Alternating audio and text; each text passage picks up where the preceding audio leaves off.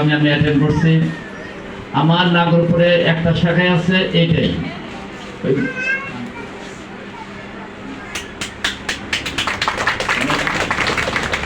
সাবিনা নামে একটা ভদ্র মহিলা বোধ হয় আমার নাম ব্যবহার করে প্রতিষ্ঠান চালায়।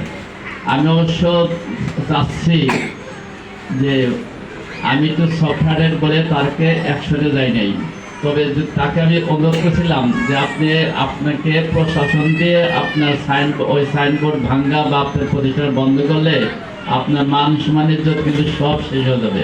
আপনি সাহেব নাকি কোনো একটা স্কুলে চাকরি করেন এবং আমাদের টাঙ্গাইলের কোনো একটা মানে বিশিষ্ট রাজনীতিবিদের পরিচিত, এই জন্য আমি বলছি আপনি মান সম্মান নষ্ট না হোক, এটা আমি চাই। আপনি যত তাড়াতাড়ি সম্ভব ওই সাইনবোর্ডটার নামায়া শহীদ ক্যাডেট একাডেমি সাবিনা ক্যাডেট একাডেমির নামে চালান। সাবিনা ক্যাডেট একাডেমি শহীদ ক্যাডেট একাডেমি চালাবেন না। তো তারপরেও আজকে এখন আমি শুনলাম যে না উনি শহীদ ক্যাডেট একাডেমি নামে চালাইছে। আপনাদের এত অভিভাবক এখানে আসছেন। নাগরপুর একটা ছোট শহর, টাঙ্গাইল জেলার সখীপুর, মির্জাপুর, গোপালপুর, ঘাটাইল অনেক উপজেলা হলে অনেক বড় উপজেলা, কিন্তু নাগরপুর একটা ছোট্ট উপজেলা এবং এখানে অত বড় বড় কোনো বাড়ি ঘর নাই। এই আপনারা এতগুলো লোক এখানে আসছেন, আমি তো আপনাদের সামনে বললাম যে সাবিনা নামে কাউকে ওই প্রতিষ্ঠানটা আমার না, সে হয়তো আমার নাম ওই নাম দেওয়ার ব্যবহার করে প্রতিষ্ঠানটা চালায়। আমি ওই প্রতিষ্ঠানটা বন্ধ করে দিচ্ছি আইনি ব্যবস্থা নিয়ে। যেহেতু উনি আমার কথা শুনলো না, ভদ্রভাবে বলে মানুষ কথা, বাংলাদেশের মানুষ ভদ্রতার দাম দেয় না বা ভদ্রভাবে বললেও শোনে না। সেক্ষেত্রে আপনারা আমার আজকে অনুরোধ থাকলো, আজকে থেকে আপনারা যে যেখানে যাকে দেখেন তাকে বলবেন যে এই প্রতিষ্ঠানের চেয়ারম্যান বা মালিক শহীদ যার নাম, সে ভদ্রলোক তো ওই অনুষ্ঠানে এসে বলে গেছেন যে ওইটা তার প্রতিষ্ঠান না।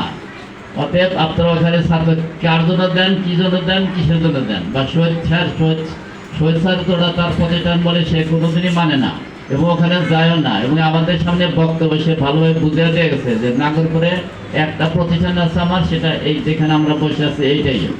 সেই ক্ষেত্রে আপনার সমাজে উনি বাসা গেলেও আর খারাপ কথা বললো বা ওনার প্রতিষ্ঠানের কথা ভালো বলে ওখানে ছাত্র নিয়ে গেল, তাতে আপনারা দিলেন, এটা তা করবেন কেন?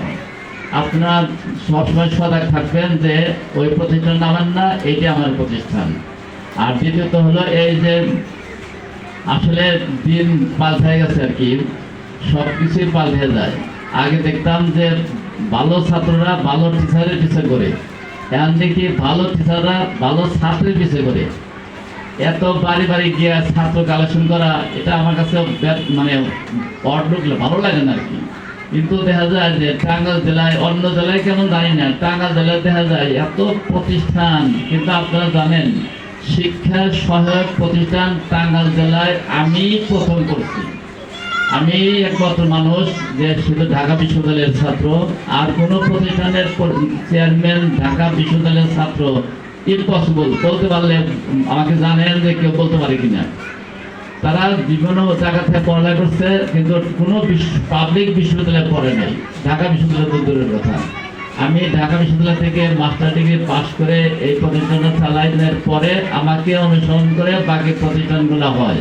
আজ টাঙ্গাইল জেলায় হয়তো হাজার প্রতিষ্ঠান আছে, যার কারণে তারা বাড়ি ঘুরে আমার আগে প্যারেন্টসরা আমার বাড়িতে এসে এখন আসে, আগে আসে আমার ধর্ণা দেওয়া থাকতো, ঘন্টা পয়সা থাকতো আমার সাক্ষাৎকারের জন্য, কিন্তু আমি সাক্ষাৎকার দিতে পারতাম না। এখন দেখা যায় এখন অভিভাবকরা করে, কিন্তু কিছু প্রতিষ্ঠান আছে যাদের তারা এমন পাগল যে বাসা ঘুরে প্যারেন্টসকে কি বোঝায়